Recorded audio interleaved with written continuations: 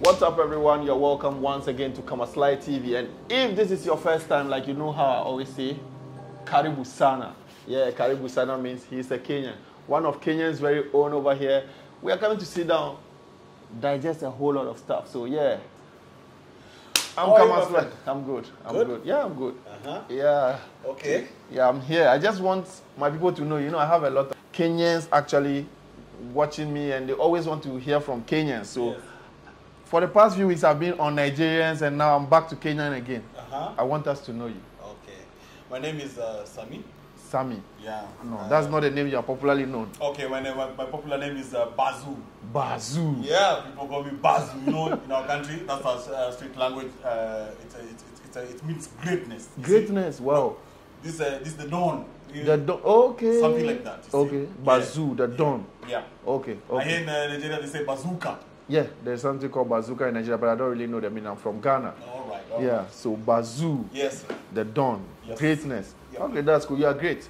A lot of people know you here. I don't know how long you've been in this country. In Qatar, I came here in it was on December 2019. 10th. That's exactly like 3.5 years. Just 3 years. Oh, yes. And you are known like this. All right. Yeah. Bro. See, anytime I mention your name, people ask me, I say, oh, I'm going to interview Bazu. Oh, Bazu, like a lot of people know you. Last time I went for one of these Kenyan, their beach party, like everybody was like Bazu. Like, why are you so popular? Okay, when you know how to stay with people, in the society,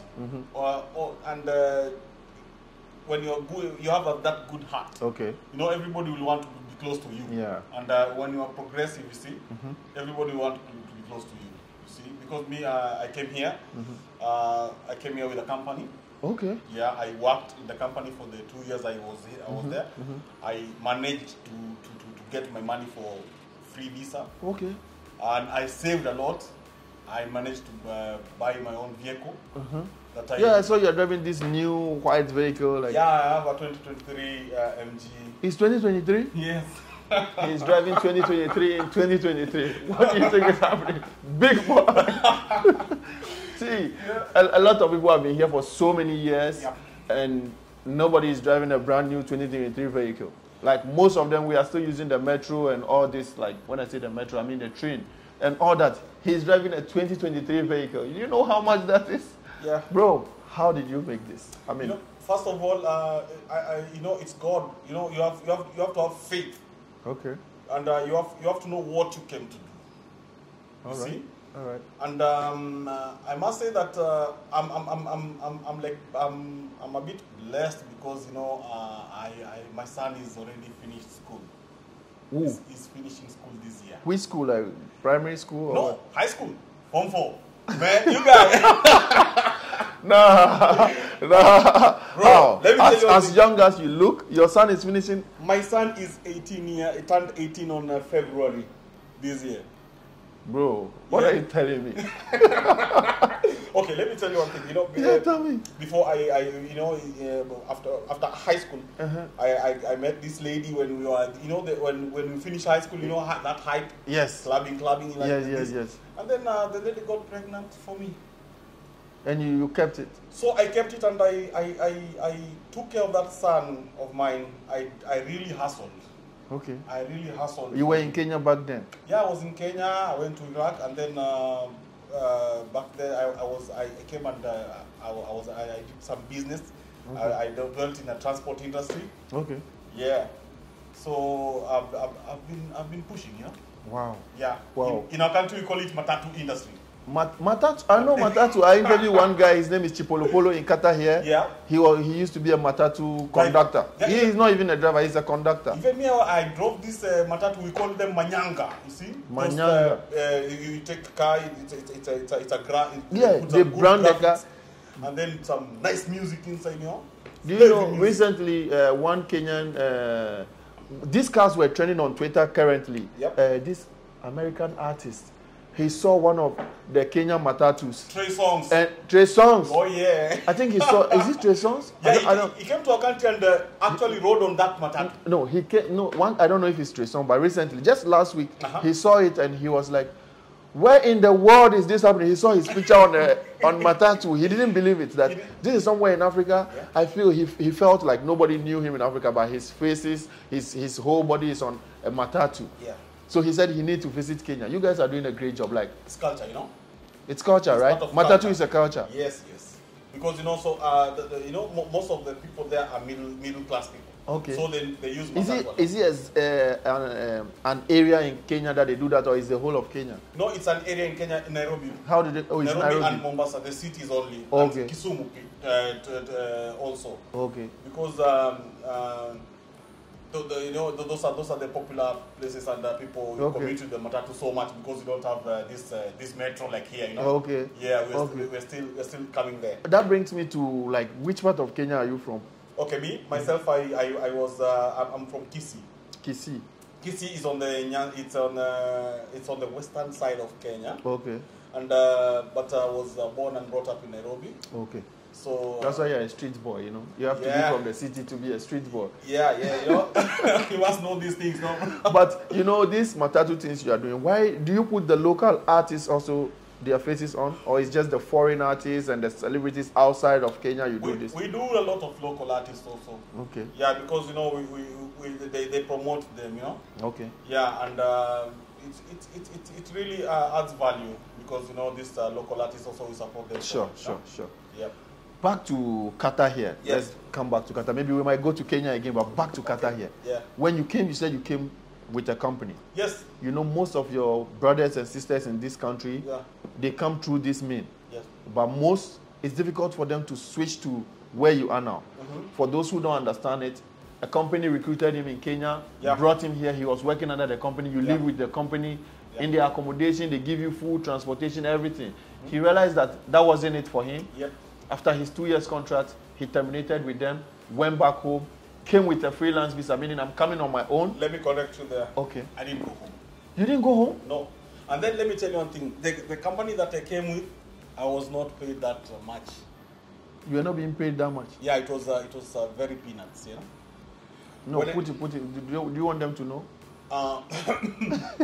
No, now you're a big boy. They need to know. Yeah. You know, I have to tell them because, you know, also there is somebody behind there who maybe thinks, who may think that this salary of mine is so little. Sure. You can try to do something, you know. Me, I came here in Qatar. Can you believe I was being paid 1,300? 1,300. After some deductions, I was being paid 1,050. That's a peanut, yeah? That's a peanut. That time, I used to buy food for myself. Only the accommodation I was provided, and there was no Wi-Fi also. I used to buy my own data. So how did you save money after you terminated your contract with this company to get your visa? Because visa is expensive, like and I mean all that. How did you save this more money? Okay, I know. You know, okay. Me myself, when I came from my country, there was a business running there. Okay, that's it. I had my own business running there. So I used to generate something there. Okay. So there was a problem at home, so I came here. You know, let me tell you one thing. People come to Qatar people come here for different reasons. Sure. Some come to hustle. Some come to rehabilitate themselves. Okay. You see? Yeah. Qatar is a rehabilitation zone now. People come here to do all of that. Let me tell you, my friend, I was in my case, I was really losing it because I got into a love triangle, and then things went bad, and then I lost a lot of money. Okay. So I decided to come here just to cool off your head. Cool off my head. Okay. So when I came here, my business was still running through, and back here in my job, I used to at least I used to sacrifice. I used to sacrifice myself. Okay. Because one thing, I avoided ladies. When you came, you avoided ladies. Full 100. So you want to tell me for the 2 years you didn't do it? For the 2 years, I was just looking at ladies and running away from them. Brother, trust me. I don't believe you. Yo, I don't believe you because the way you are popular, the way almost all the ladies, they know you here. Like Yeah, let me tell you one thing about life. Every successful man, when he tells you where he came from, it's a very sad thing. You see? Yeah. So myself, I used to, when I finished my shift because I was a driver, I used to go back to the accommodation, just take my phone and then just watch a movie, or chat with I call my mom, I talk. You know, my mom is shout out to my mom. My mom was the one who was who was giving me inspiration every day. He was pushing me. You see, and then in between those 2 years, I performed very well in my work. Okay. So by the time I was leaving my work, I was being paid 2,300. Wow! But you still left. But I still left. You knew what you wanted. I knew what I wanted. I just waited for those 2 years. You see, when they ended like this, I didn't go for vacation. And the government had introduced this thing that you can change your sponsorship. Yeah. The kafala system was abolished. So I waited for my 2 months to end, and then I resigned. Okay. So they gave me my benefits, which accumulated to like 10,000. Okay. That is the first business I started now. I went to Sanaya here and bought a car. Okay? Okay. I bought a car, and then I bought sound system. I introduced now my matatu culture into Qatar now. Okay. I bought the sound system, I fixed in the car, souped up the car, bought some good rims, and sold that car. Wow. That was the first I big bought move. it. Yeah, I bought that car at 5,000 Qatar Riyal. Okay. And I sold it at 9,000 Qatar Riyal. After how many months? Just like after like 1 month. Because you know, when you soup up that car, everybody wants it. Okay. If you advertise it, now, I started now, I went and bought 2 cars. Okay. With that 9,000. And then I borrowed some money from a friend. I souped up the 2 cars. How much is that 9,000 in Kenya now? 9,000 in Kenya, that is like... it will be in millions, I know. Yeah, it come to 100,000 because one real is now is at 38 shillings. Now you can do your... They say do the math. Yeah, you can do the math. Yeah. Okay. But at that time, you know, my currency, my Kenyan currency was at 29 shillings per real. Okay. Yeah. Okay. So things are happening in my country, and the high cost of living, the cash is increasing. Okay. So I did that until now. I established, you know, that time I established myself. So I went and I was given like 4 months. Wow. In my company, because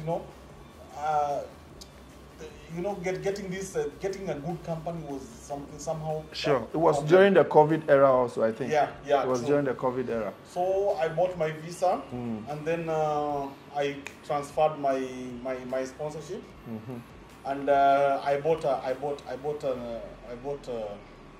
an MG on December now.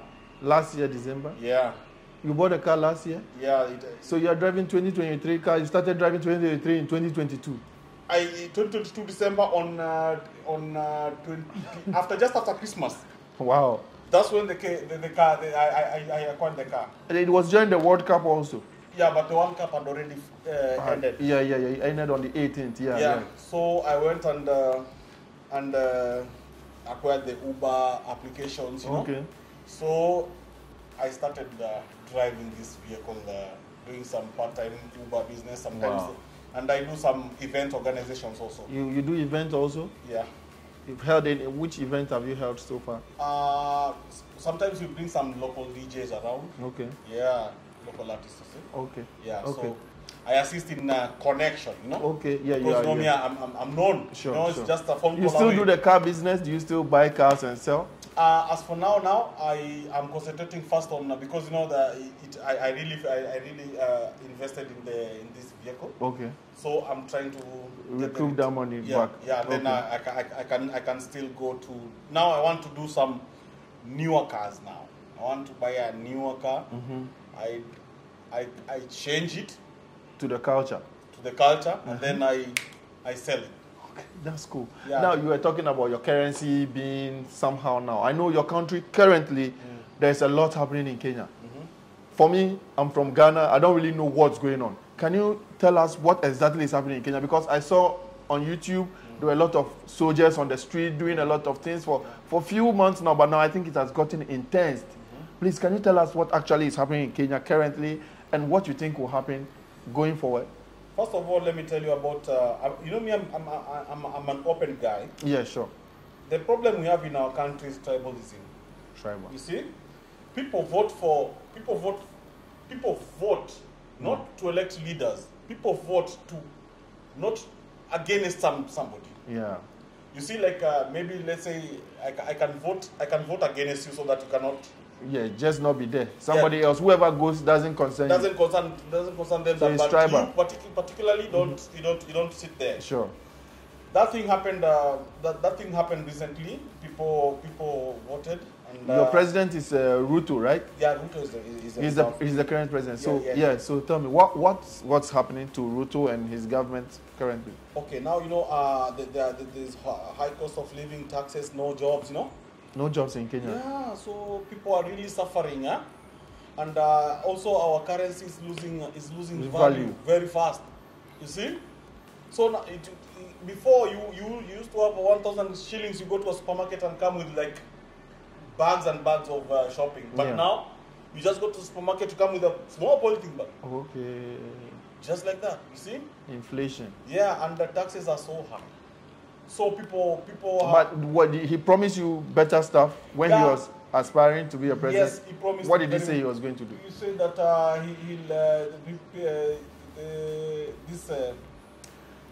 there'll be jobs. There'll be free, youth will get jobs. You see? Yeah. He promised. You know, there was this thing that he promised about. They did about laptops. You know. Yeah, he said he would be distributing laptops to people in schools. You know. Has he done those? Never. No. But I think you guys should give him time. I think it's been just a year now, or less than a year. Yeah, it has been a year. So, individually, what we say, this guy has a family too. Okay. The family is doing good, but you know the common citizen is the one who's feeling that heat. Sure. You see. But what is it with the soldiers on the street? What do they want? What are they doing? Like, that's what I want to know. Soldiers are. Because when you watch the TV, you see them all over the streets. Soldiers are trying to prevent people from demonstrating. Oh, okay. People want to demonstrate. Yeah, countrywide, people are tired. You know. Oh, okay. Yeah, so people are trying to say that enough is enough. It's enough. Enough is enough. Why do they want him out of government? Do they want, like, I don't know, are they just trying to put their grievances before him, like they are trying to tell him what they want, or they want him out of office? I don't know. Yeah, most of them, they want him out of office. Is that possible? According to constitution and everything, is that possible? That one, I don't know, but I don't know if the now the military will have to maybe to come inside. Okay. If things go that way. Yeah. You know.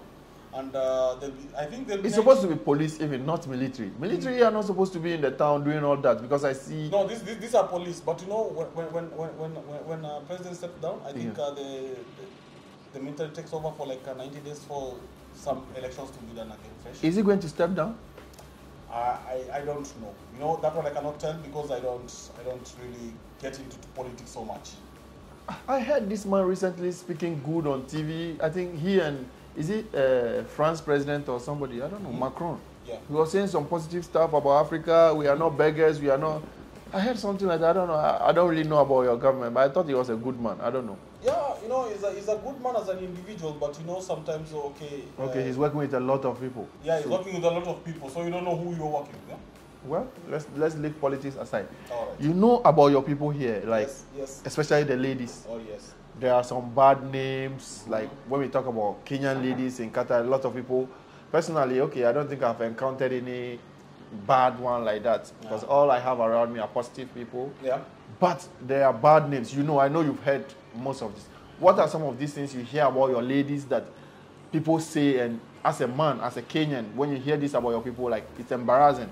What are some of these things you... Okay, what people say is when they come here, most of them, they come with their domestic jobs. Okay. You see? That's like a maid, house help, yes, stuff like that. Yes. And then you find that, some of them, they are being mistreated in those houses, you know? Okay. So when they are being mistreated in those houses, most of them, they turn to run away from those houses. Oh, that's why they run away? Yeah, they run away, they come outside here, they group up, maybe they start looking for other jobs. Yeah.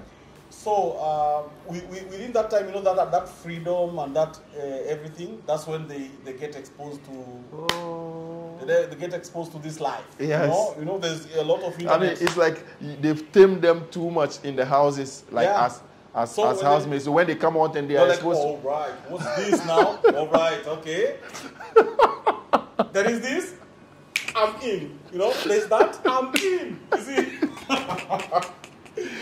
So it's like somebody from prison. The person has been in prison for so long. Now he's out or she's out, and she's like, okay, I've not done this for a very long time now. Back in the country, they used to stay there indoors because of the fathers and the mothers, Yes. Parental guidance. Yeah. Now when they come here and then they get out, I'm just alone doing everything, and this is money. Those are guys there who can provide for me something. Oh my God, that lady she loses it. Okay, I get it. But I'm not saying all of them, but I'm saying some of them, Definitely. In Ghana, we say, if you be a mensa, meaning in every home, there is a bad person or there are bad people over there. So it's not just about Kenyan, but because you're a Kenyan, that's what we are talking about. Yeah, in every market, there's a madman. Very good. You see? Yes. So there are good ones out there, but... There are good ones out there, but... But, people always talk about the bad ones. Oh, yeah. When something is bad, it trends. Yeah, it trends. Yeah, that's it. The explanation you gave me is so funny that they come out from their after they are being maltreated in their homes, they come out, run away, and they're like, oh, okay, there's a club here. Yeah, there's this one here. There's this one here. Oh, guy here. They want to do everything. Let me tell you one thing. If you see this lady when she came and 2 years, there's a difference. There's a difference even in culture. That lady is sure. Yeah, when he came, he was just that village lady, humble lady. He comes out even maybe he's bleached. You see? Yeah, she's like a white lady now. Well, I think we are coming to the end of this video, but we are definitely going to do another interview. That one is going to be something I'll tell you the topic what we will discuss, because it's something very hot on my YouTube channel. A lot of people talk about. You and I will talk about that. But do you have anything you want to tell your people? I mean, you're a street boy. If there's any street code you need to put in them, if you want them to come here, if you think Qatar is good for them to come and all that, I want you to tell them something. Either in Swahili, in the street code, anyhow you want to tell them, send a message. Okay, what I know, what I'll say is that in life, there are no limits. Yeah. You can be anything you want to be, if you have the determination and you know what you want. Yeah. You can do anything that you want. You want.